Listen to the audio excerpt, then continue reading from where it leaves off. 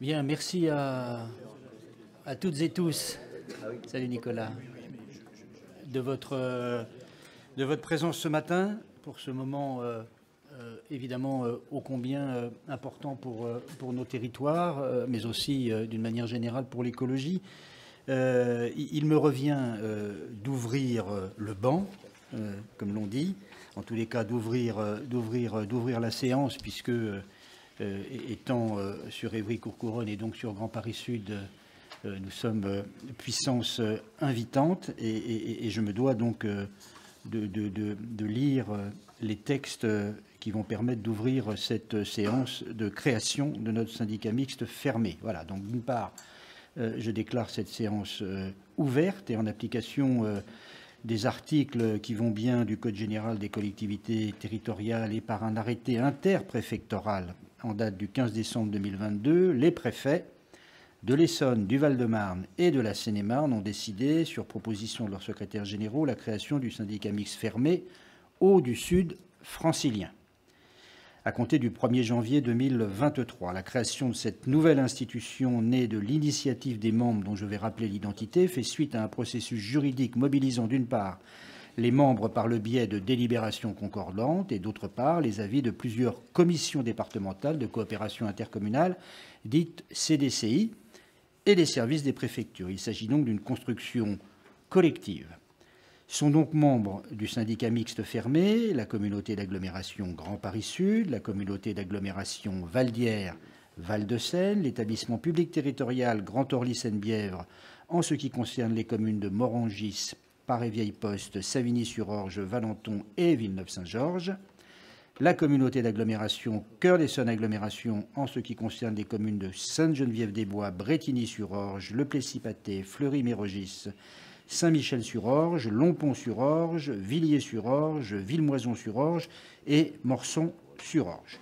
Le nombre de délégués représentants est fixé à 8 titulaires et 8 suppléants. Je rappelle que le syndicat a pour objet d'exercer en lieu et place de ses membres la compétence en matière de production et de transport d'eau potable, qui inclut, il sait tout par cœur, c'est pour ça qu'il n'écoute pas, hein.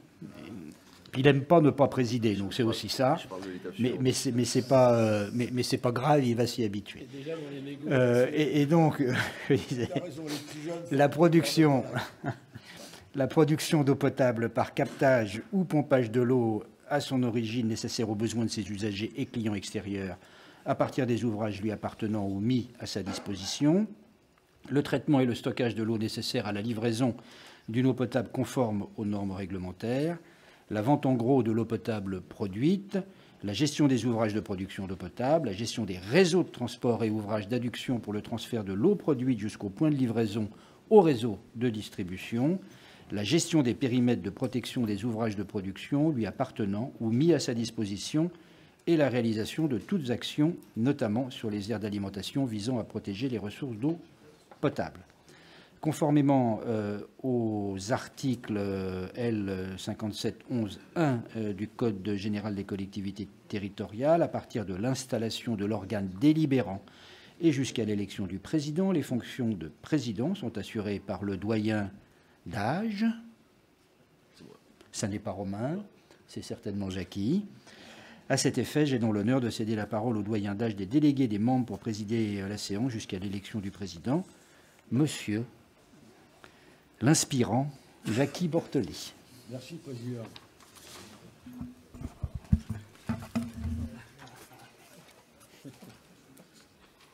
C'est vrai que c'est un moment joyeux. Nous allons... je vais procéder à l'appel, mais avant, il faut que je désigne un secrétaire de séance. Et je sais qu'il y a plein de volontaires, mais je vais prendre celui qui est à ma droite, si vous en êtes d'accord, à moins qu'il y ait des avis contraires. C'est le plus jeune. C'est bien ça? C'est le plus jeune. Ça fait longtemps que ça m'était pas arrivé. Voilà. Mais je te réserve un petit mot tout à l'heure dans ce que je vais dire après le déroulement de la mise en place. L'administration se chargera de mettre en place le bureau de scrutateur.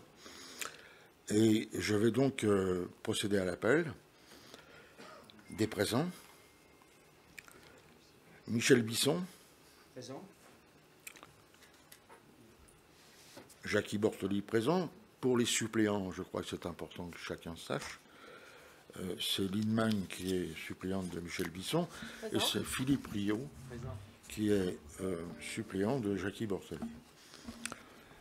Pour le Val d'Hier, François Durouvaret, vous avez remarqué, il est présent. Romain Collard présent. est présent. Les deux suppléants s'excusent de leur absence. Pour l'établissement territorial Grand Orly-Seine-Bièvre, M. Belloc s'excuse, sa suppléante s'excuse, M. Belloc a donné pouvoir à M. Gaudin, donc M. Gaudin participera au vote, et Mme Alexis Tellier est absente, s'est excusée. Pour Cœur d'Essonne, Éric Brève est présent, Véronique Mayer est présent, Sylvain Tanguy, qui est suppléant de Éric Brève, est présent, Véronique Mayer, qui est suppléante de François Chollet, qui est présent, est présent. Vous avez eu dans vos documents une délibération ayant trait à l'installation de la séance, de la première délibération d'installation du comité syndical. Est-ce qu'il y a des remarques sur cette délibération? Je m'adresse là aux délégués titulaires et suppléants représentants délégués titulaires. S'il n'y a pas de remarques, je propose de considérer que cette délibération d'installation que vous avez tous eue, eh bien, est adoptée. On est d'accord? Donc, maintenant, nous allons procéder à l'élection du président. Et, bien sûr, avant l'élection du président, je vais m'efforcer à vous dire quelques mots. Alors, je vous dis tout de suite que le président Bisson, quand il a découvert que c'était moi qui allais être le doyen et qui allait présider la séance d'ouverture, il m'a dit « Jackie, fais court ». Fais court, c'est le leitmotiv de Michel, mais il a raison. Il a raison parce qu'on n'est pas doyen sans avoir accumulé toute une série de choses dont, à partir de 4 heures du matin, quand on met le pied par terre, les algorithmes se remettent en route. C'est fort le cerveau. Hein. Les algorithmes fonctionnent même quand je dors. Donc les algorithmes se mettant en route, il est évident, quand on est doyen, on a accumulé des algorithmes. C'est une accumulation incroyable. Et de ce point de vue, je vais être concis. Je vais aller à l'essentiel. D'abord, je voudrais remercier les présidents de l'intercommunalité, je voudrais remercier les conseillers du syndicat nouvellement créé, je voudrais remercier parmi les conseillers Véronique Mayer, Philippe Rio, tous deux présidents et présidentes de 2 régies, et ce qui fait que Haute-Paris, qui est assis là un peu plus loin, peut commencer à rougir parce que nous risquons, avec Cœur d'Essonne, GPS, d'être la plus importante régie, les plus importantes régies de l'Île-de-France, et peut-être même de la France. Nous allons de bons résultats en bons résultats. Je veux remercier aussi les représentants des associations. Il y a, si j'ai bien vu, les représentants de la coordination aux Île-de-France, il y a les représentants de l'association du Val d'Orge et les représentants de Saclay. Donc, je les remercie de leur présence. Et permettez-moi un clin d'œil qui a commencé tout à l'heure, à partir de l'âge des uns et des autres, de dire que jeune, on ne le reste pas. doyen, on l'est à vie. À vie, pour ce qui me concerne, je dis à mes collègues, vous aurez encore quelques temps à faire avec moi. D'autant qu'ayant un fils de 23 ans, je lui ai promis d'être centenaire. Donc, c'est important pour moi de considérer que notre syndicat mixte, il est fait d'un amalgame de jeunes et de moins jeunes, d'expérimentés et de personnes qui, je dirais, ont une soif importante de s'expérimenter. Et parmi ceux qui sont expérimentés, je voudrais faire un clin d'œil à mon cher compagnon du Rouvray, François. Parce que le 21 mars 2019, François, il nous réunit. Il nous réunit, tous là. Et puis, le président du CD 91 nous a conviés dans le but de constituer un groupement de l'achat afin d'obtenir de Suez, je cite, hein, j'ai encore les actes, hein, afin d'obtenir de Suez un meilleur traitement. Je l'ai analysé à l'époque comme le premier acte de rébellion. Vous savez, vous allez voir où je veux en venir sur la rébellion. Cette initiative faisait suite à plusieurs tentatives que Suez avait réussi à faire échouer. Et je soupçonne François, ce jour-là, d'avoir caressé l'espoir que ce soit la bonne. Dans la même réunion, sous impulsion de Philippe Rio, le meilleur maire du monde de service aujourd'hui, et pour plus tard, Éric Brève, du CIARS, avec son président Xavier Dugouin, et le regard aiguisé d'un homme extrêmement précieux dont le vice-président à la biodiversité et François Durovet bénéficient, Yann Bardet, eh bien, nous sommes passés du groupement d'achat, dans la même journée, hein, en 2 heures, à la réappropriation 100% publique des moyens de production. C'était le deuxième acte de rébellion.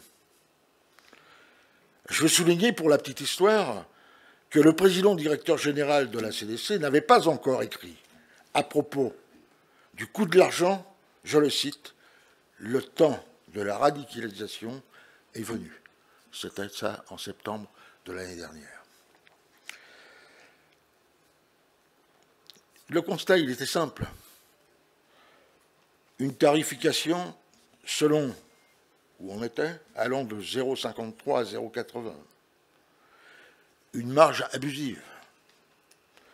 Un monopole de la production sur l'ensemble du RISF, et on peut le dire quasiment monopole sur toute la distribution et l'assainissement, sur les collectivités dépendantes du RISF.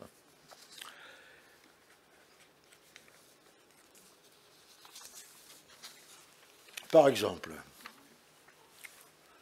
quand avec Philippe Rio, nous sommes arrivés dans cette grande agglomération que nous avions choisi, plutôt que d'aller nous retrouver dans le PT12, nous avions choisi de venir avec Ivry-Centre-Essonne.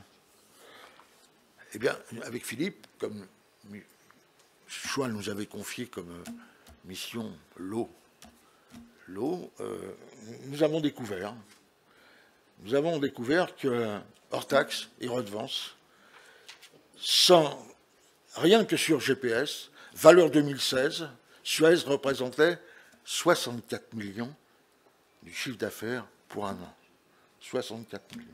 Et vous savez bien, tous, la mainmise sur la production, c'est celle qui favorise la mainmise sur la distribution et l'assainissement. Et c'est ça qui fabrique un monopole. Doyen, j'ai aussi le privilège de pouvoir vous rappeler une chose dont ici très peu de collègues se rappellent. Avant la construction de l'usine de Morsin, donc plus de 50 ans, celle de Vigneux, Viry, le RISF, la distribution, l'assainissement étaient des contrats d'affermage. c'est avec la construction des villes nouvelles que Suez a substitué à nos contrats d'affermage les fameux marchés de vente d'eau.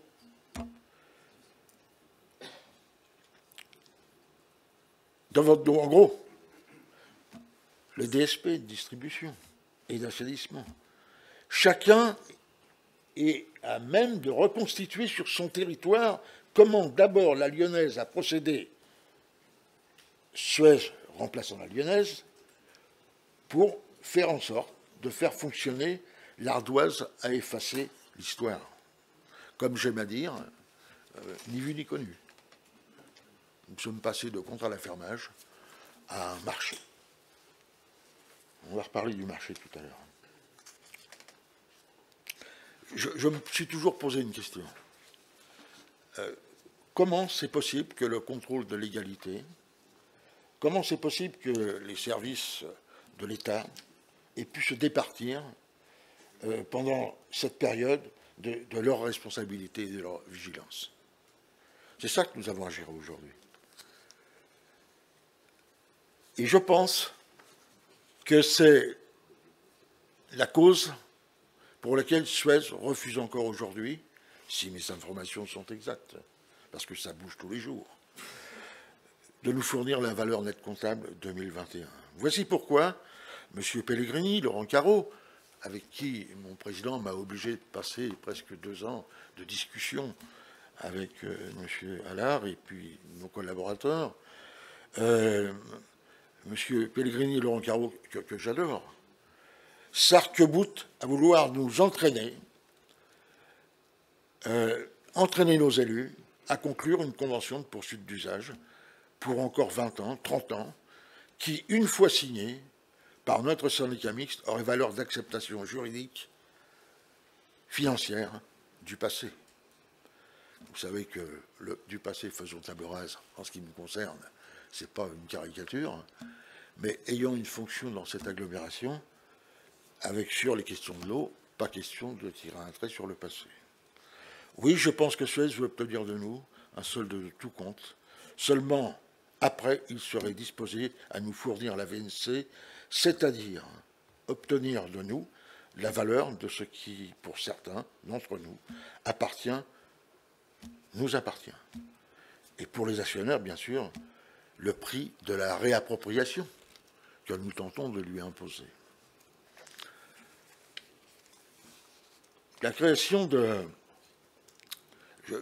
c'est un point très important parce que j'indique, pour ceux qui m'ont succédé dans les négociations, qu'il ne faut pas se départir de cette vigilance, parce qu'il sera trop tard. La création de ce syndicat n'est pas un détail de l'histoire de nos territoires. Elle est bien celle d'une volonté collective de se réapproprier les conditions d'une maîtrise publique du cycle de l'eau. Cette maîtrise permettra demain à nos collectivités d'être pleinement libres de leurs choix. Nous sommes déterminés et les concessions qui seront faites ne vaudront pas solde de tout compte, elles seront celles d'un chemin qui prend en compte l'histoire du territoire éveillée et lucide, qui a comme seule direction l'intérêt général pour les habitants qui y vivent.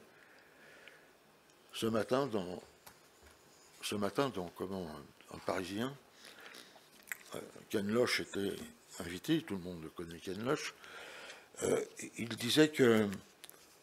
dit dans cette interview que jamais il a connu une situation où les syndicats sont autant populaires. Bonne vie aux nôtres. Voilà.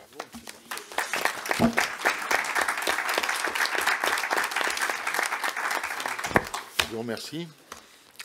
Nous allons procéder à l'élection du président. Je dois faire l'appel. Donc, je l'ai fait, pardon. Je dois le désigner, c'est fait. Maintenant, je ne fais pas l'appel à candidature parce que j'ai eu une proposition de candidature pour la présidence et je préférerais que ce soit lui directement qui nous la fasse. Tu m'avais parlé d'une candidature que tu proposais. Je vois que Jacky Bortoli est taquin, comme d'habitude. Je ne suis pas candidat. Et je vous propose la candidature de Michel Bisson à la présidence du syndicat mixte fermé Haut du Sud francilien. Vous voyez que même dans le camp de François, on peut tenir sa parole. Hein.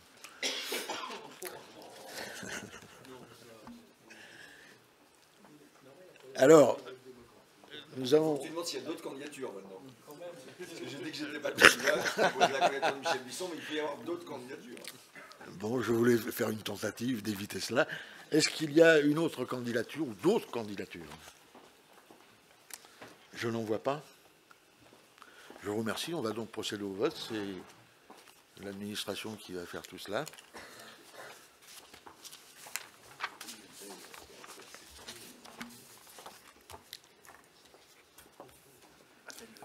Jacky, appelle au fur et à mesure. Ouais. Ben oui, mais je suis pas encore président, alors. Ça s'écoute comment? Alors, je dois appeler. Je les appelle. Oui. Michel Bisson, Tu vas te déplacer? Il va se déplacer? tu veux qu'on se déplace? Ouais, ça serait mieux. Arrêtez. Il faut prendre une enveloppe. Mais pas de timbre.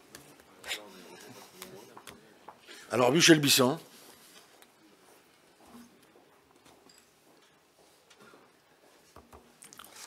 J'appelle François de Rouvray.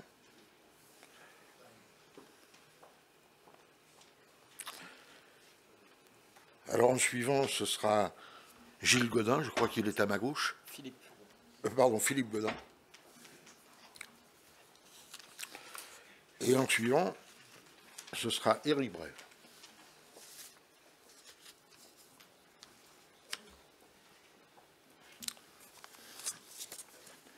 Et pour qu'il y ait le compte de bulletins, je vais vous proposer le mien.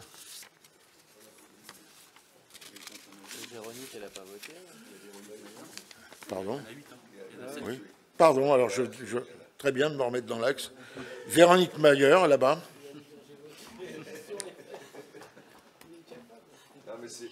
Mais moi, je suis capable de tout, vous le savez. Il a beau être doyen, c'est la première élection à laquelle il participe.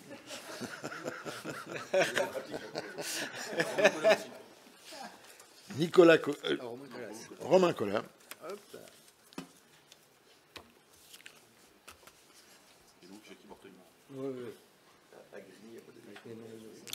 Mais c'est connu.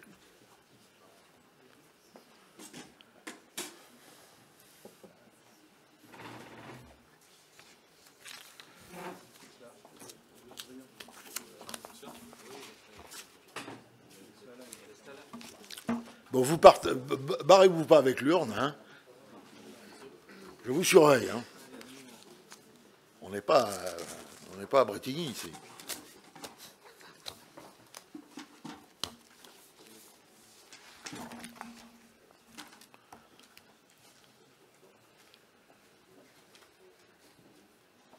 C'est Godin là-bas.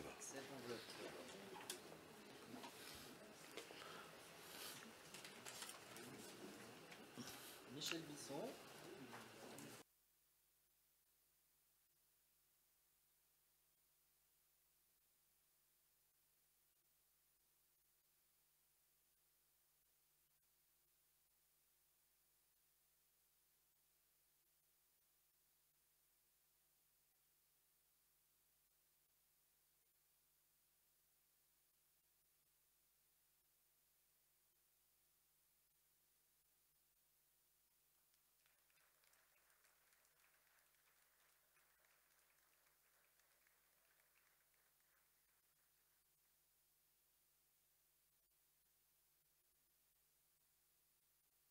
Le premier président de ce syndicat mixte sera Michel Bisson.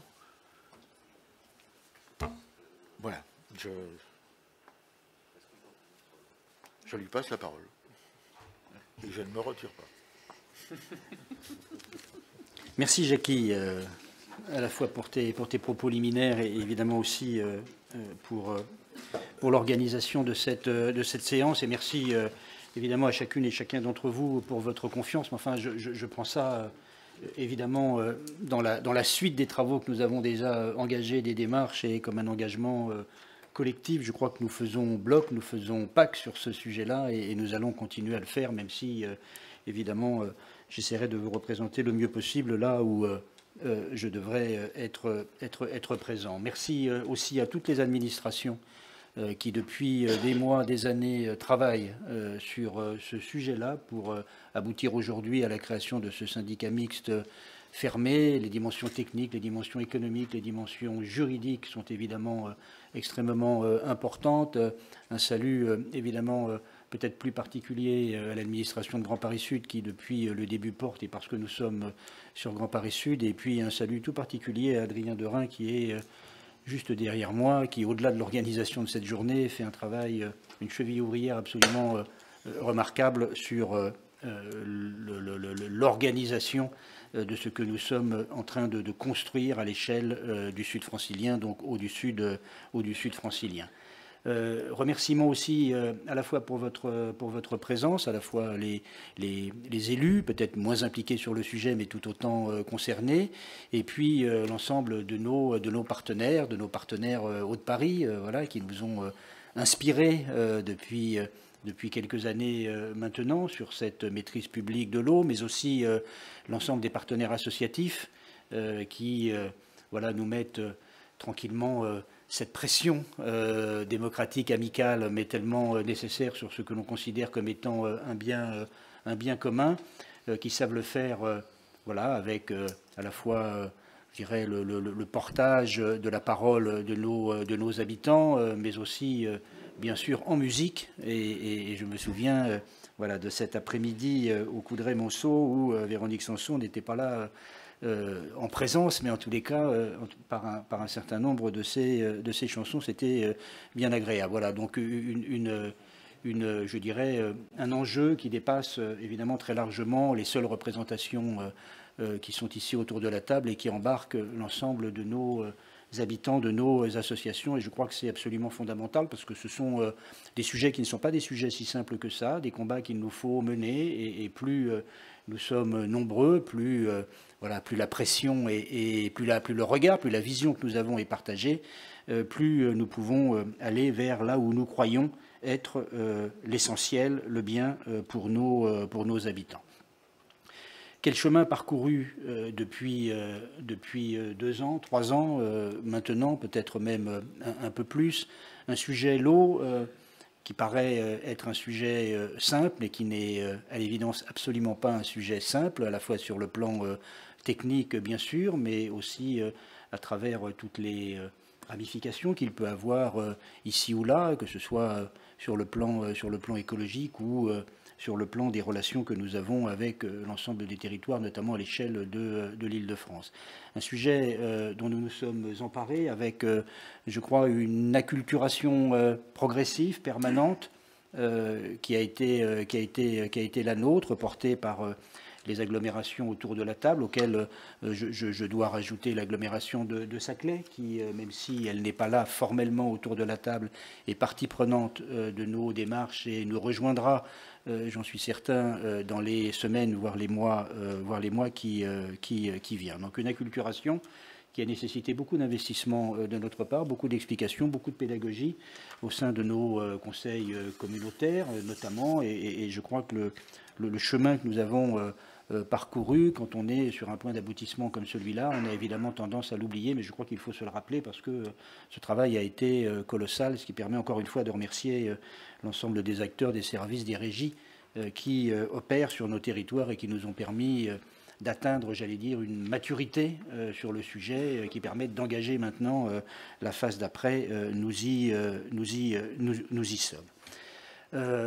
Nous y sommes, même si ce syndicat mixte fermé ne sera effectivement acteur de l'eau que lorsque nous aurons racheter le réseau interconnecté sud-francilien à Suez. Donc la démarche est en cours, les négociations sont en cours. Jackie en a dit 2 mots, François y a fait allusion aussi. C'est une démarche qui est une démarche de négociation, j'allais dire, assez commune, mais avec des regards, évidemment, au départ, qui sont très différents entre une grande entreprise française dont on peut saluer l'expertise, le savoir-faire,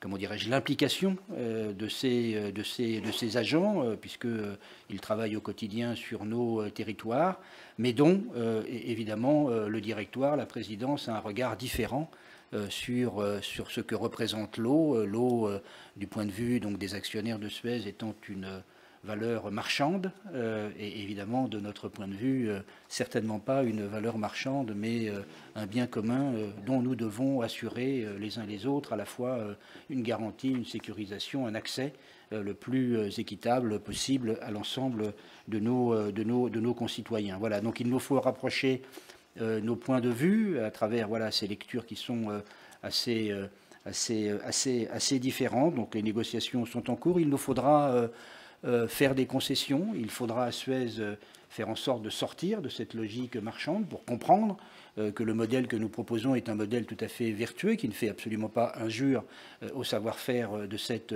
entreprise.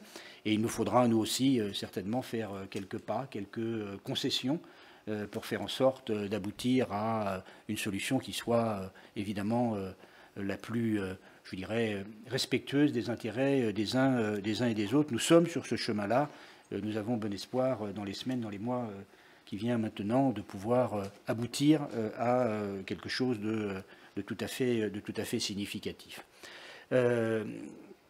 Pourquoi nous sommes-nous lancés dans cette démarche de création du syndicat mixte fermé et plus largement de cette réappropriation du réseau interconnecté sud-francilien?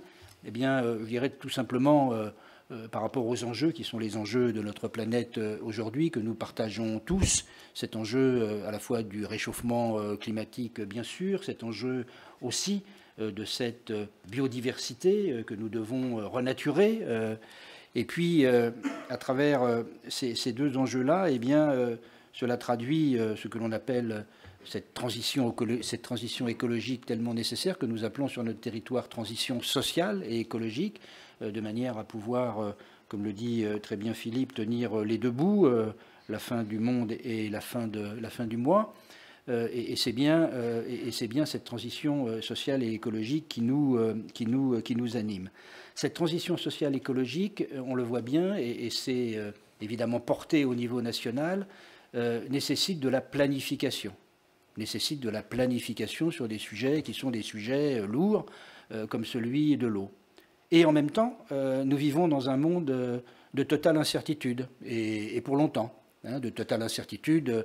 Je ne reviens pas sur tous les événements évidemment internationaux qui impactent ou nationaux qui impactent directement, je dirais, nos territoires et qui nous impactent évidemment au premier chef.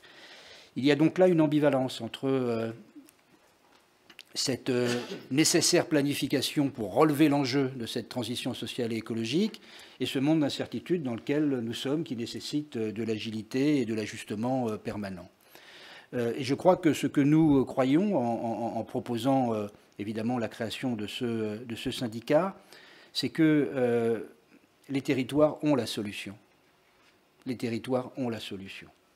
Les territoires ont la solution, ou en tous les cas une grande partie de la solution. On attend cette planification de la part de l'État, elle tarde à venir. Je crois qu'au niveau territorial, peut-être par agilité, peut-être parce que les périmètres sont évidemment plus restreints, nous avons cette capacité d'agir. Et je crois que l'avenir et la transition sociale et écologique passent d'abord par les territoires, à condition que ces territoires puissent évidemment s'appuyer à la fois sur une vision, mais aussi sur un modèle et enfin sur une méthode. La vision qui est la nôtre en matière de transition sociale et écologique, alors il y en a plusieurs, je m'arrête sur l'une d'entre elles, c'est la maîtrise publique.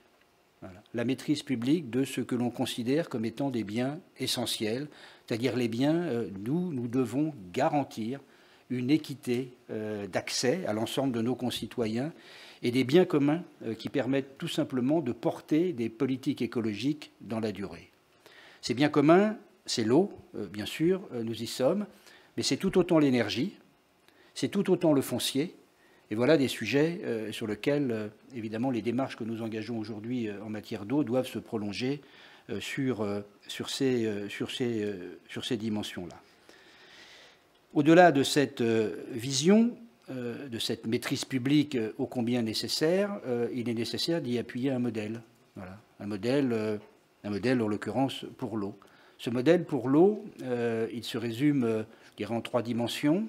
Il doit être à la bonne échelle, il doit être écologique et il doit être coopérant.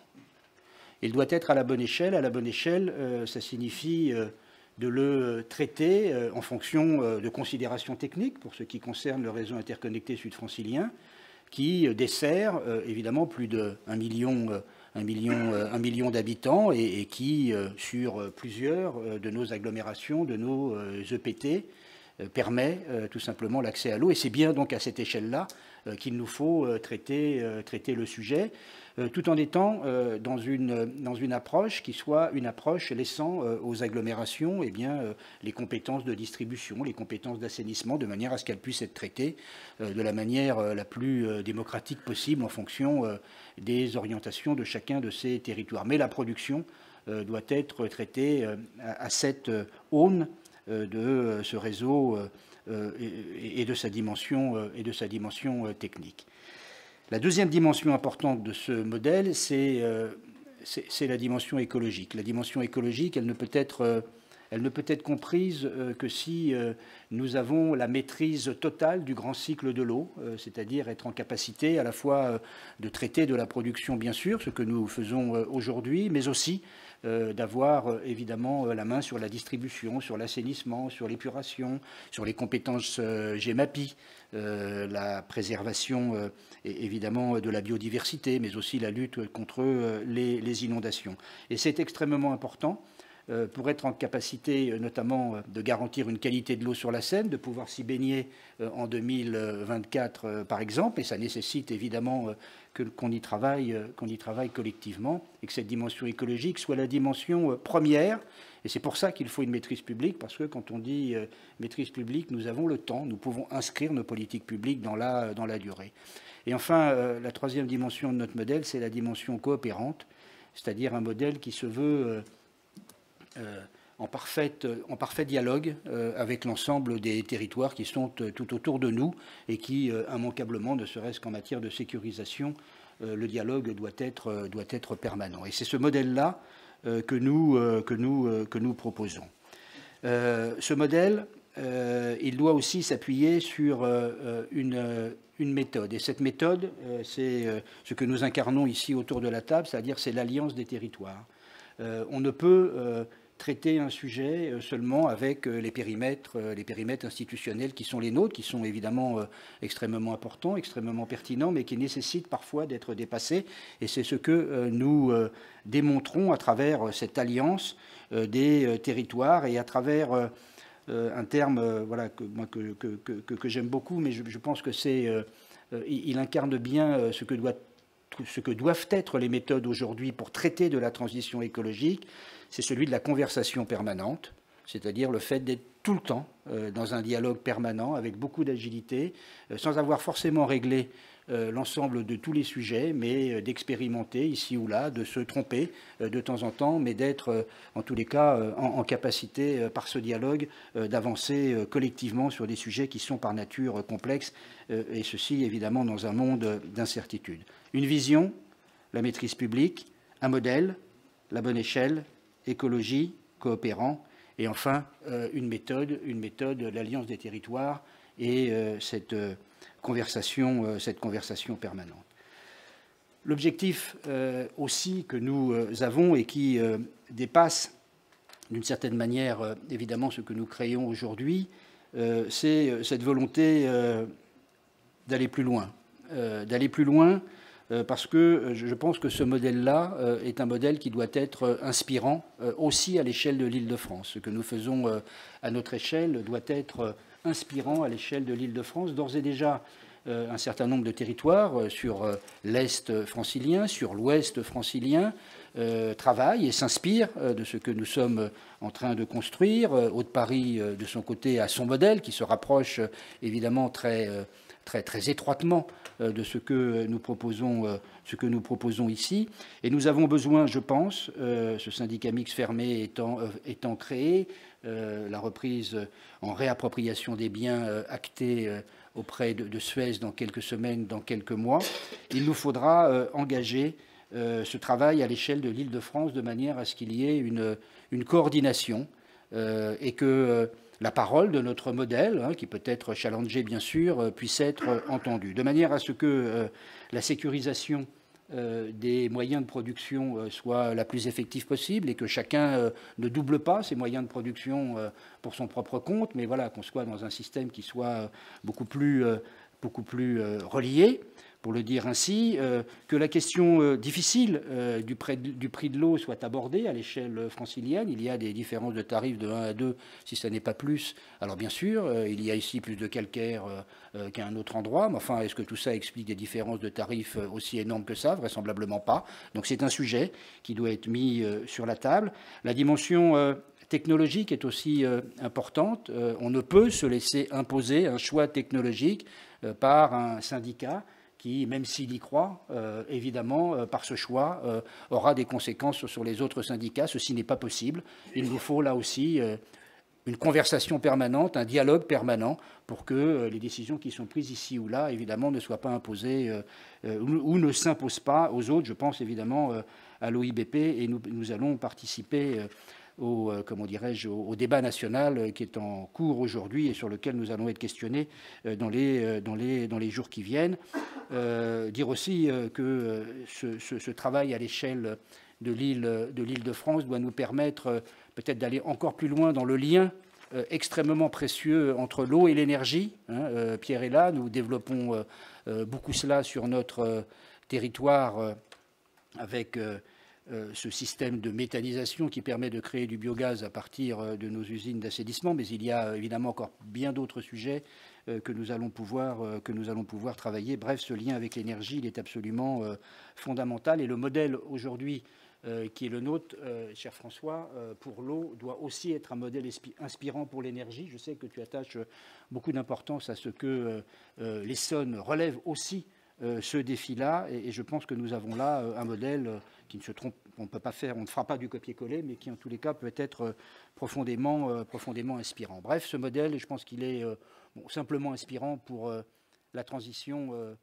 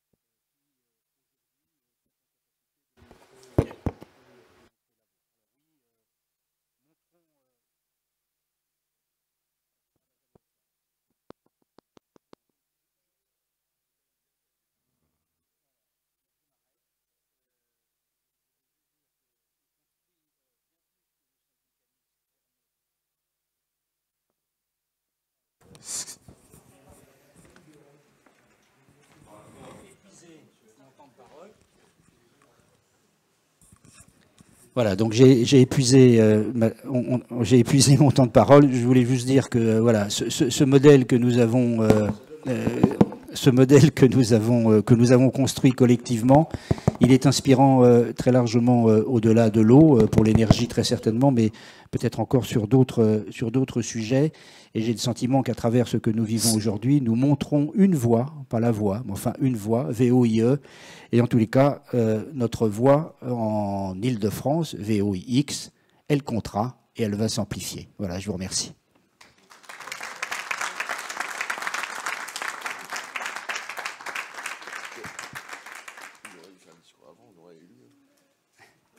Voilà, je sens que François a envie de dire quelques mots, et Éric très certainement, et puis peut-être d'autres aussi. Oui, bah, tu vois, moi ça fonctionne. Je voudrais tout d'abord dire qu'il est tout à fait normal lorsqu'on parle d'eau que le président nouvellement élu fasse un discours fleuve. Je voulais ensuite rappeler que les fleuves sont alimentés par des rivières et que les rivières, évidemment, ont des sources qui sont différentes, mais qu'au fil de leur parcours, elles s'alimentent de, alors je ne suis pas un grand spécialiste, mais de minéraux, de tout un tas d'éléments qui font qu'elles ont une particularité qui est liée à leur terroir. Et vraisemblablement, dans l'eau, il y a de l'eau rouge, il y a de l'eau rose, il y a de l'eau bleue. Et je voudrais rappeler, il y a de l'eau verte également. Et je voudrais rappeler que l'eau bleue est celle que l'on sert pour mieux hydrater le corps. Essentiel. Elle est effectivement essentielle lorsqu'il y a des périodes de canicule. On prend de l'eau bleue, et ceux qui ne connaîtraient pas l'eau bleue, je vous invite, je viendrai avec des petites poches d'eau bleue qui sont celles qui, encore une fois, hydratent le corps. Et permettez-moi donc à ce titre de dire juste quelques mots, d'abord pour saluer évidemment la démarche qui a été engagée, j'y reviens dans un instant, pour saluer tous les acteurs de ce projet, et au-delà des acteurs politiques, les acteurs administratifs qui ont permis la réalisation de cette étape. Saluer évidemment en tant que président de l'agglomération mon vice-président en charge, Romain Colas. Saluer en tant que président de département mon vice-président Nicolas Méhari qui est dans la salle, et vous dire qu'en fait, si nous sommes ici présents, c'est parce qu'il y a peut-être eu à un moment l'initiative d'une rencontre, mon cher Jackie, en 2019, tu vois, j'avais pas en tête cette date, mais sans doute une prise de conscience collective que lorsqu'on parle des enjeux de transition énergétique et de transition écologique, il y a un sujet essentiel qui est celui des réseaux. Et qu'on ne peut pas réussir la transition écologique si on n'a pas une bonne vision des réseaux et des réseaux performants. C'est vrai pour l'électricité, c'est vrai pour le gaz, c'est vrai pour le numérique également, c'est vrai pour l'eau. Et il faut avoir, c'est vrai d'ailleurs pour les réseaux de transport d'une façon générale, il faut avoir une bonne maîtrise, une bonne gestion des réseaux. Et les réseaux ont à l'évidence une vocation monopolistique, parce qu'on n'imagine pas construire des réseaux de transport qui seraient différents selon ceux qui les exploitent. Et donc je crois que nous avons tout simplement, entre nous d'abord, fait le constat que la situation d'un monopole privé ne permettait pas aux élus du territoire de porter des politiques publiques sur un sujet essentiel qui est celui de la transition. Et c'est à partir de ce constat que nous avons été capables collectivement de construire ce qui nous amène à la réunion d'installation d'aujourd'hui et qui fait qu'il y a cette alliance des territoires un peu, je ne vais pas dire baroque, mais enfin on est dans une configuration nouvelle et je suis persuadé qu'elle fera date, au même titre que nos aînés, il y a plusieurs décennies, avaient pris l'initiative d'outils dans le domaine des déchets. Je pense que l'initiative qui est prise aujourd'hui d'un syndicat qui réunit les territoires sur la question de l'eau fera date et que dans quelques décennies, on se dira qu'il y a eu cette réunion d'installation à Évry-Courcouronnes, et c'est pour ça que cette réunion est extrêmement importante, qu'elle nous permet, par-delà nos sensibilités, de nous retrouver et de porter ensemble un sujet qui nous dépasse.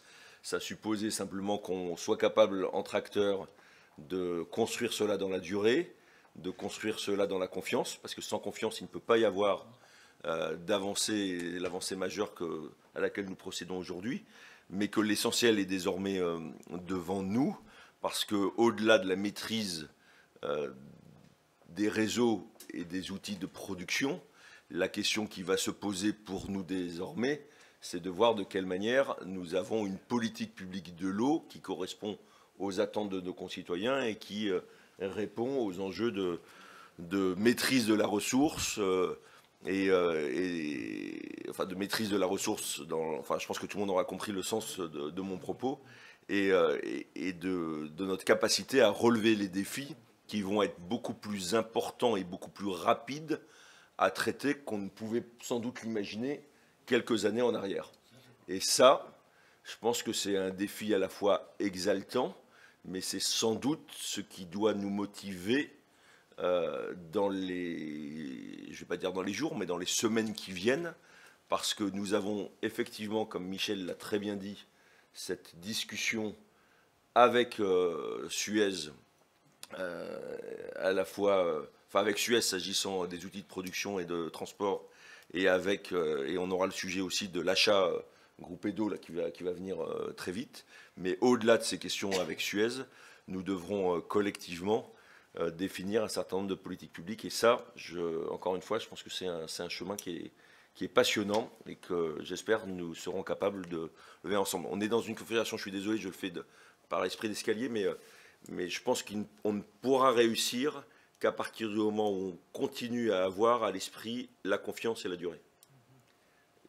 On ne pourra rien construire sans confiance et durée. Ça veut dire quoi? Ça veut dire que les acteurs qui sont autour de cette table devront être capables de converger et, je l'espère, à chaque fois, de prendre les décisions de façon unanime. Parce que s'il n'y a pas de décision unanime sur ces sujets, on irait au-devant de difficultés. Et donc, avec ma double casquette de président d'agglo et de président de département, je peux vous assurer que je veillerai d'abord à ce sujet-là. Il faut qu'on reste unis et qu'on soit capable d'aborder tous les sujets et d'y trouver des solutions ensemble. Et puisque tu l'as dit par une forme de clin d'œil, mon cher Michel, je me permettrai une dernière projection pour l'avenir. Je pense qu'effectivement, nos aînés avaient fait de grandes choses s'agissant des déchets, que nous sommes en train de faire de grandes choses s'agissant de l'eau, que nous avons le devoir de faire de grandes choses s'agissant de l'énergie. Et que c'est un dossier sur lequel je pense que le département et les territoires, le bloc communal, ont une responsabilité très grande et que je ne doute pas que ce que nous faisons aujourd'hui aura également des incidences sur notre capacité à relever les défis de l'énergie dans un département essonien qui est un territoire périphérique, mais sur lequel nous avions l'impérieuse nécessité de construire des acteurs capables, dans une métropole beaucoup plus large, avec d'autres acteurs puissants, de construire les outils à la bonne taille, à la bonne maille, nous permettant de maîtriser, d'être souverain et de porter les politiques à l'échelle d'un territoire sud-francilien. Comme ça, je n'utilise pas le terme uniquement essonien, mon cher Michel, mais d'un territoire sud-francilien qui a besoin d'avoir la maîtrise des outils, d'avoir la souveraineté et qui a besoin de dialoguer d'égal à égal avec d'autres partenaires de la métropole francilienne. C'est, je crois aussi, une autre brique que nous devons mettre à l'actif de ce que nous construisons aujourd'hui.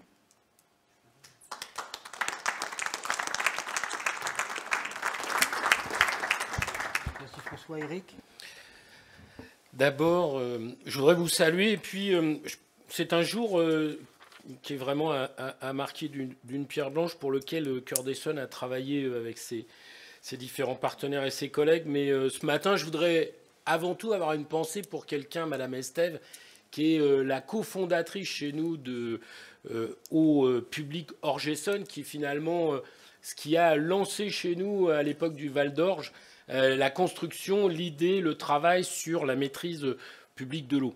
Vous dire aussi que notre situation qui est un peu particulière, c'est-à-dire que d'un côté à Cœur d'Essonne on a le RISF, de l'autre côté on a le CIARS, mais dans Cœur d'Essonne aujourd'hui, l'ensemble des habitants ont une tarification unique de l'eau.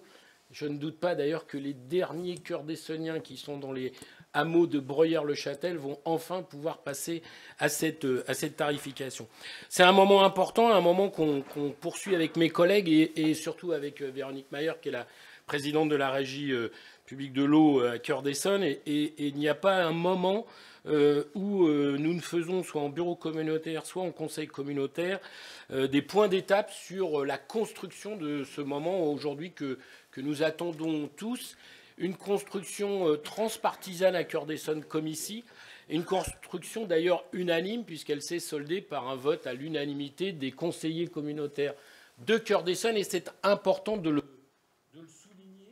Pardon, c'est important de le souligner parce qu'il y a quelques moments comme ça dans lequel des élus sont en capacité, tu l'as rappelé François et Michel, vous l'avez rappelé, en capacité ensemble de travailler au-delà de nos divergences politiques, de travailler sur la maîtrise publique qui aujourd'hui est importante. Alors moi j'ai quand même quelques points et objectifs que nous visons. Alors il y a plusieurs niveaux d'enjeux dans le temps à notre action, comme notre syndicat qui connaîtra d'ailleurs plusieurs vies. Un rôle et des moyens financiers limités tout d'abord, puis, comme nous l'espérons toutes et tous, une phase de gestion des compétences, de production, de transport de l'eau par la suite. Et enfin, la distribution qui restera, et c'est une bonne chose, la prérogative de chacun des EPCI au travers de ces outils. Le premier enjeu qu'on a aujourd'hui, il est à court terme, je le rappellerai à chaque occasion, c'est de maîtriser le tarif de l'eau pour nos habitants et nos usagers. Je rappelle ici à personne le contexte inflationniste que nous connaissons. Pour l'eau, comme sur l'énergie et au-delà, sur l'ensemble de nos missions de service public, nous devons tout faire pour que le prix soit juste, justifié et justifiable. Cela implique donc que nous ne devons pas acquérir les outils de production et de transport à n'importe quel prix et conditions. Il n'y a pas, de mon point de vue, de quoi qu'il en coûte sur cette question-là. C'est vraiment un enjeu essentiel à partir de demain matin. Cet enjeu de négociation, cet enjeu de travail. L'objectif pour nous, c'est à la fois la maîtrise publique de l'eau, la maîtrise publique de la ressource, mais c'est aussi la maîtrise publique du tarif. Et il ne serait pas compréhensible pour nos habitants, pour nos collègues, que le prix de l'eau ne soit pas inférieur dans une proportion importante à ce qu'il est aujourd'hui. Parce que nous avons vu très rapidement que lorsque nous maîtrisions une partie de la distribution, nous étions en capacité de faire baisser les prix. D'ailleurs, je rappelle les négociations extrêmement complexes et je voudrais souligner et remercier les experts qui nous ont accompagnés parce que ça fait maintenant 2 ans que nous négocions et que nous essayons les uns et les autres de comprendre quelle est la mécanique du tarif de l'eau. Et c'est un moment essentiel et extrêmement difficile qui va commencer maintenant avec des phases de négociation, notamment sur la VNC. Et puis,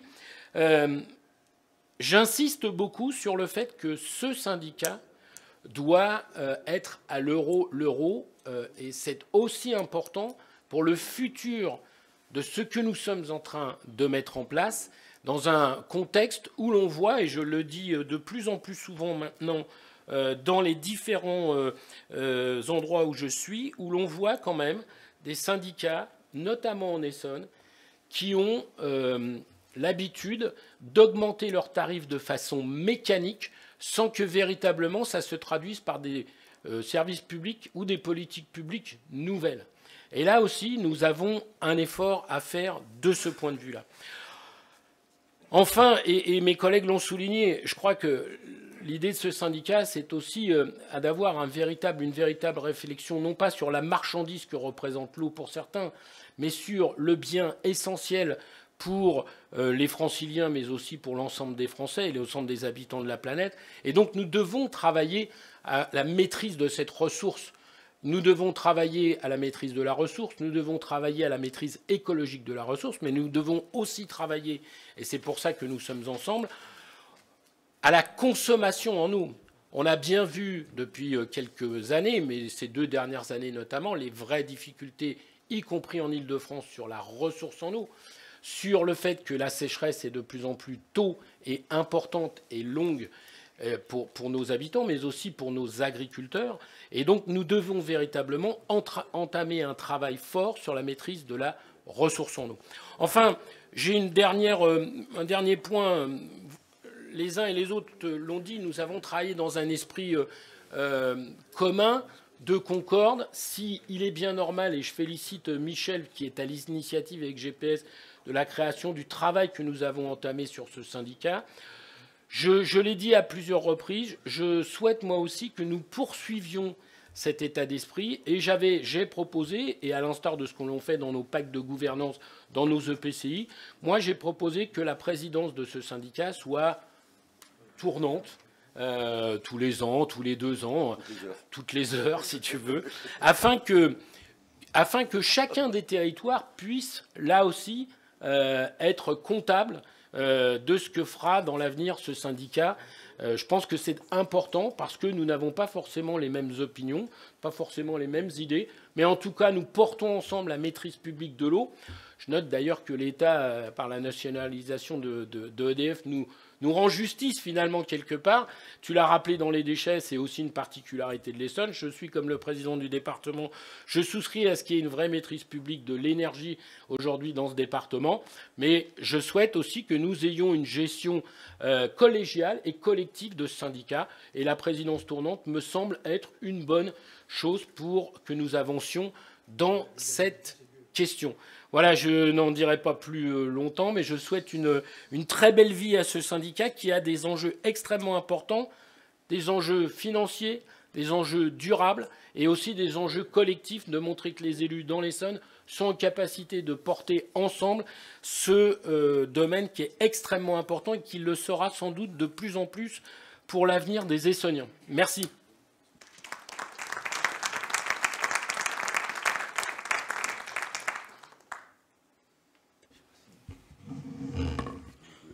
Voilà, d'autres prises de parole, non?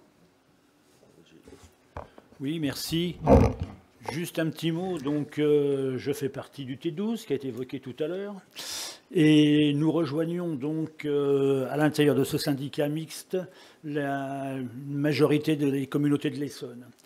Les objectifs sont les mêmes, je ne vais pas à nouveau les rappeler. Je voudrais simplement, au nom du président Leprêtre et des maires de l'EPT, saluer le travail qui a été fait par Grand Paris Sud sur cette maîtrise publique de l'eau qui est un moyen essentiel d'assurer et la qualité et l'équité du prix pour les usagers. Je pense que c'est ce qui nous rassemble tous ici et c'est avec grand plaisir que je vous rejoins sur ce travail-là. Déjà, nous, au niveau du T12, nous avons créé 2 régies publiques et notamment Brigitte Vermillet, que vous connaissez, est la présidente d'une des régies qui regroupe 5 villes, dont Paray, Veipos, Valenton, Savigny, Morangis et Villeneuve-Saint-Georges, qui est ma commune. Donc je me réjouis de cette initiative et je suis certain que nous allons faire du très bon travail. Je vous remercie de nous accueillir.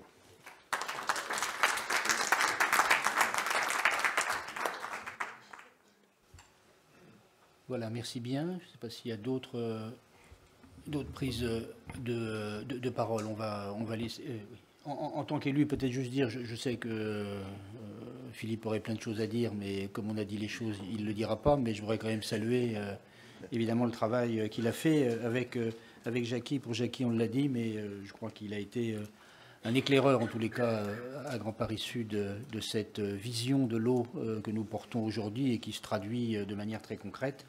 Voilà, et qui ensuite s'est étendue à l'Alliance des territoires que l'on vient collectivement d'exprimer. Donc, grand merci à Philippe et merci bien sûr à Jackie pour nous casser les pieds tous les matins, toutes les nuits, le dimanche, avec des mails incessants, nous rappelant l'urgence de la transition écologique et sociale. Voilà, alors, oui, quelques expressions. Oui, bien sûr, bien sûr.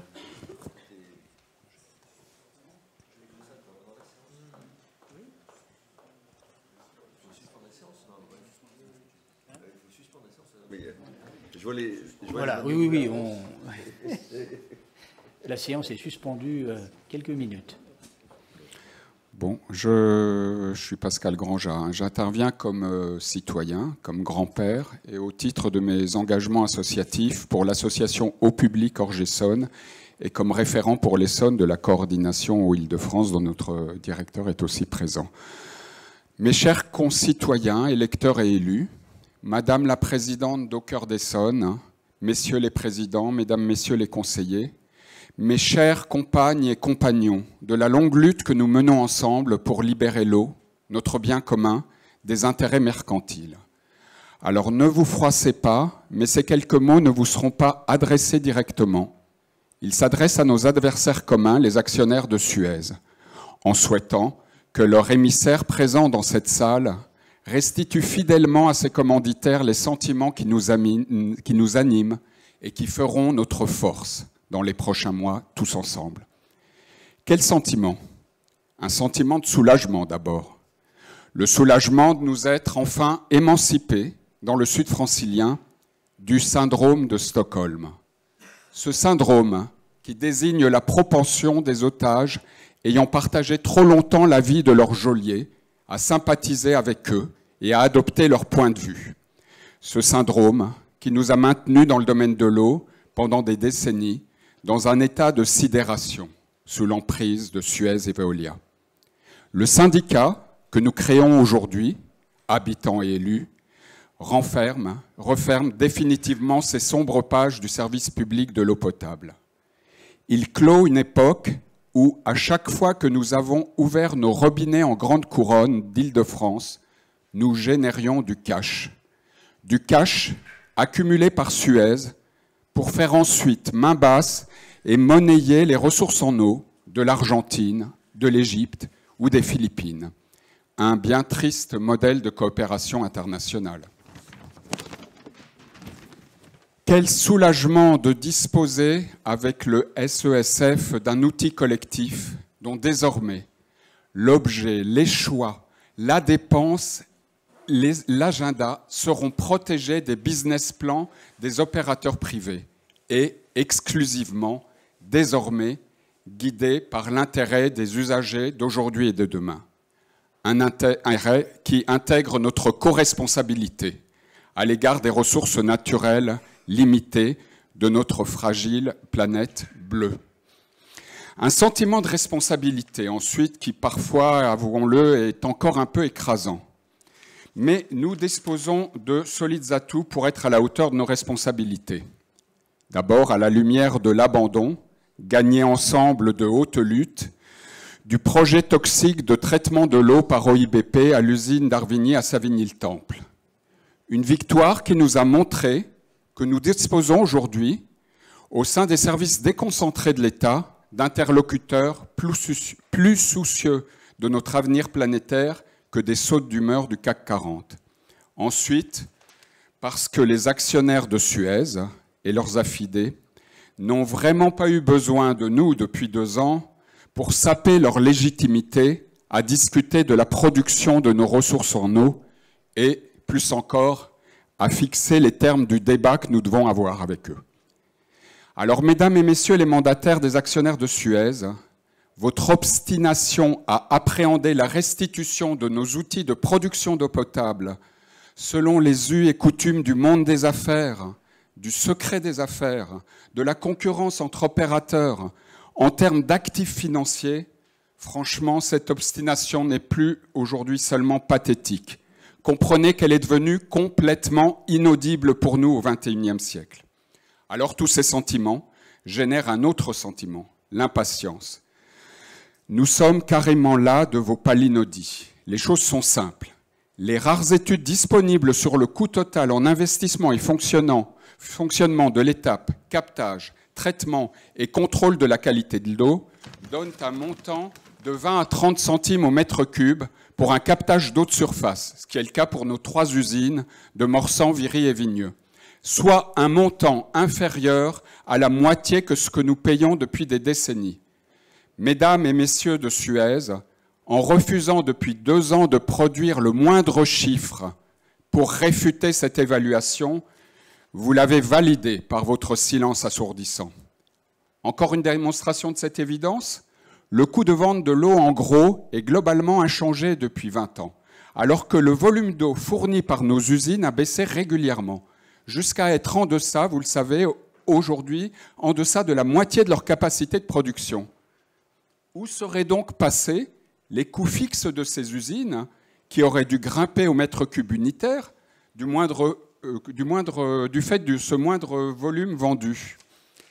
Alors, les seuls actifs qui méritent considération pour nous, dans la discussion des conditions de rétrocession de nos usines, c'est les femmes et les hommes qui les font tourner et que nous devons accueillir correctement. Des salariés rincés depuis 2 ans par les menaces et inquiétudes ayant accompagné l'OPA hostile de Veolia sur Suez. Des salariés accablés de voir leur savoir-faire et leur engagement dévoyé pour accroître des dividendes et qui veulent simplement, comme tout le monde, redonner sens à leur travail au service exclusif des usagers de notre planète. Alors oui, décidément, ces usines et leurs canalisations de transport reviennent de droit à nos services publics locaux d'eau potable. Oui, par nos factures, nous les avons plus que largement payés. Leurs coûts de construction, de leur modernisation, de fonctionnement et de maintenance. Ce patrimoine doit nous être restitué sans contrepartie, ni en coût d'achat, et encore moins en laissant les clés pendant 5, 10, 15 ans ou 20 ans de plus à leurs squatteurs. La Constitution a consacré il y a 16 ans le droit des citoyens de participer à l'élaboration des décisions publiques ayant une incidence sur l'environnement. Les choix relatifs aux outils et aux coûts de production de l'eau potable doivent, à ce titre, être au cœur du débat public local dans ces prochains jours. La Commission nationale du débat public sera de concert avec nous pour cela dans les prochains mois. L'omerta n'est plus de mise, vraiment, franchement. Ici, comme dans les Carpates, c'est connu. Ce sont les vampires qui exigent l'obscurité et redoutent le soleil. Et les défenseurs de l'intérêt général, à contrario, ont tout à gagner à la lumière. Nous en sommes certains. Si le blocage persiste, conduisant tous nos élus à concrétiser leur intention affichée de baisser unilatéralement le prix de l'eau achetée à Suez pour s'approcher de son coût réel, ils pourront compter sur l'appui unanime de leurs électeurs. Alors, Madame Soussan, Messieurs Pellegrini et Caro, de grâce, faites preuve d'un tout petit peu d'empathie pour vos salariés et usagers. Renoncez à vos prétentions antédiluviennes. Prenez simplement la mesure de l'évolution des consciences et des enjeux. Adaptez-vous dignement aux changements induits par la réunion des collectivités sud-franciliennes et par la vague citoyenne qui l'accompagne. Et arrêtez de nous faire perdre notre temps. Nous sommes au taquet pour faire prospérer l'outil collectif qui nous manquait, pour appréhender la protection de l'eau, son accès, son juste usage, à l'échelle de nos bassins versants et de tout son cycle, de la production à l'épuration, de Morsan-sur-Seine à Valenton, dont il convient de nous occuper sans tarder. On en reparlera, puisqu'à part la réponse que nous saluons de Monsieur le Président du syndicat de l'Orge, on se sent un peu seul par rapport aux augmentations du SIAP qui viennent de nous être imposées. Alors nous remettons aujourd'hui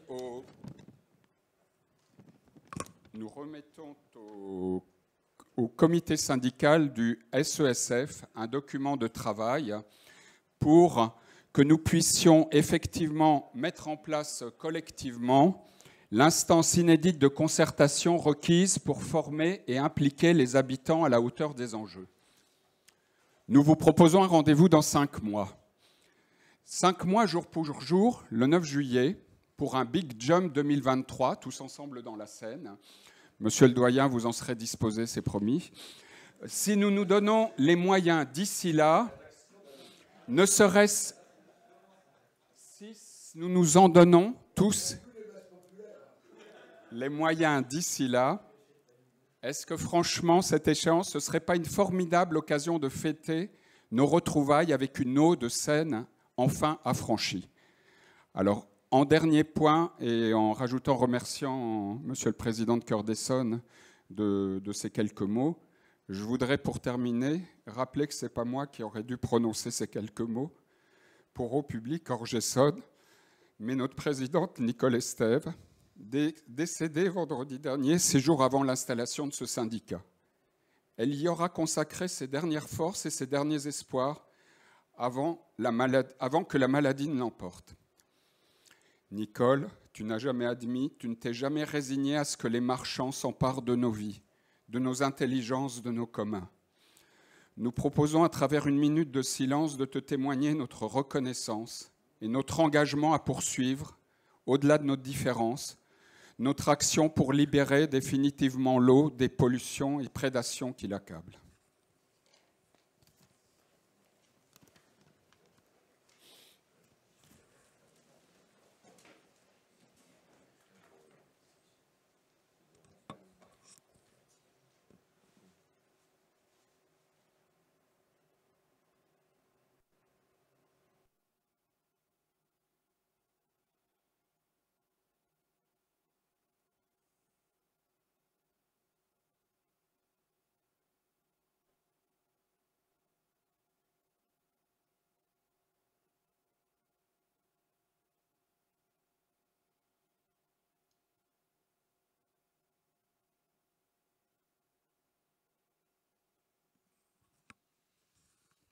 Je vous remercie. Merci.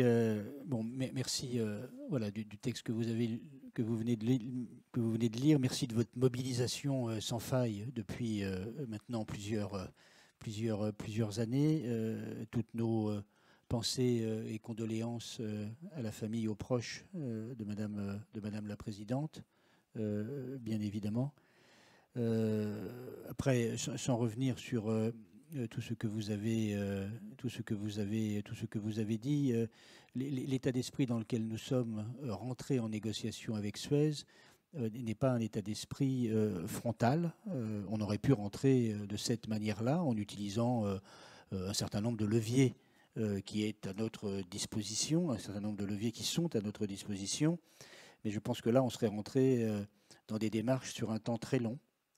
Sur un temps long, et je pense que l'urgence écologique ne nous permet pas d'être sur le temps long, ce qui explique que voilà, nous soyons dans une posture où effectivement nous défendons l'eau comme étant un bien essentiel et comme une réappropriation, le terme est tout à fait juste, du réseau interconnecté sud-francilien, en ayant tout à fait conscience que depuis des années maintenant, il a été, en tous les cas pour une grande partie, largement payé. Mais pour autant, étant dans une négociation avec eux, il nous faut aussi faire œuvre d'un certain nombre de concessions. C'est ce sur quoi nous travaillons, sans céder sur l'essentiel. Voilà, donc c'est la démarche dans laquelle nous sommes rentrés collectivement aujourd'hui. Ne rien céder sur l'essentiel, mais comprendre aussi pour que dans des délais courts, on aboutisse à une transaction qui soit gagnante pour nos habitantes, nos habitants, nos concitoyens.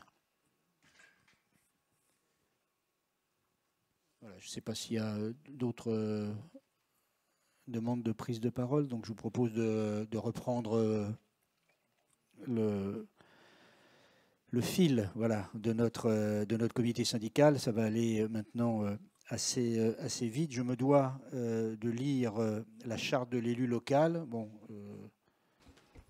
quand on la lit, c'est un peu, ça peut nous paraître assez curieux, tellement évident. Enfin bon, je la lis, puisque c'est une nécessité à la création d'un syndicat mixte fermé. Donc cette charte dit que l'élu local exerce ses fonctions avec impartialité, diligence, dignité, probité, intégrité. 2. Dans l'exercice de son mandat, l'élu local poursuit le seul intérêt général à l'exclusion de tout intérêt qui lui soit personnel directement ou indirectement ou de tout autre intérêt particulier. 3. Il veille à prévenir ou à faire cesser immédiatement tout conflit d'intérêts lorsque ces intérêts personnels sont en cause dans les affaires soumises à l'organe délibérant dont il est membre. L'élu local s'engage à les faire connaître avant le débat et le vote. 4. Il s'engage à ne pas utiliser les ressources et les moyens mis à sa disposition pour l'exercice de son mandat ou de ses fonctions à d'autres fins. 5. Dans l'exercice de ses fonctions, il s'abstient de prendre des mesures lui accordant un avantage personnel ou professionnel futur après la cessation de son mandat et de ses fonctions. 6. Il participe avec assiduité aux réunions de l'organe délibérant et des instances au sein duquel il a été désigné. Et 7. Enfin, issu du suffrage universel, il est et reste responsable de ses actes pour la durée de son mandat devant l'ensemble des citoyens de la collectivité territoriale à qui il rend compte des actes et décisions pris dans le cadre de ses fonctions. Voilà, ce me paraît évident, mais ce que je devais de vous lire, et si mes collègues... Comment ? Non, heureusement, on fait ça. Non, on prend acte. Oui, on prend acte. Oui, non, il n'y a pas de... Ah bah oui. Oui. Voilà. Il y a ensuite une délibération suivante qui est la délégation d'attribution du comité syndical au président du syndicat mixte fermé du Sud francilien, que je ne vais pas lire dans le détail, mais dire que le comité, évidemment, garde les compétences les plus importantes en matière de choix stratégiques et budgétaires, et que le président, à travers le foncier, les contrats, les finances et quelques petits sujets divers, permettra à l'organe de fonctionner sans se réunir pour des sujets qui ne seraient pas des sujets essentiels. Voilà, sur cette délégation d'attribution. S'il n'y a pas de remarques, je la soumets à votre approbation. Y a-t-il des abstentions, des oppositions? Je vous remercie. Et puis, dernière délibération sur laquelle il convient là aussi de prendre acte. Il s'agit du rapport d'orientation budgétaire qui reprend, je dirais, tous les attendus que l'on a, comment dirais-je, commentés à travers nos interventions il y a maintenant quelques instants et qui donne quelques éléments financiers de manière à ce que l'on puisse évidemment partager les quelques frais qui nous permettent d'avoir ce niveau d'expertise technique, juridique, financière dans le cadre des négociations engagées liées à la réappropriation de ce réseau interconnecté sud-francilien. Voilà, je n'en dis pas plus, sauf s'il devait y avoir des questions, des remarques, et nous en prenons acte si vous en êtes d'accord. Voilà, c'était le dernier point de ce syndicat mixte fermé, de ce premier syndicat mixte fermé, extraordinaire donc de fait, qui en appelle évidemment bien d'autres. On aura l'occasion de se retrouver, mais ensemble, relevons l'enjeu de la transition sociale et écologique, de la maîtrise publique de l'eau, du rachat de ce réseau interconnecté sud-francilien, notre collectif et notre plus grosse et plus grande force. Vous pouvez compter sur l'ensemble des élus qui, à la manette, mènent à la fois ces négociations et engagent l'avenir de notre territoire à travers les prérogatives de ce syndicat mixte fermé. Voilà, longue vie et vive le syndicat mixte fermé. Très bonne journée à toutes et tous.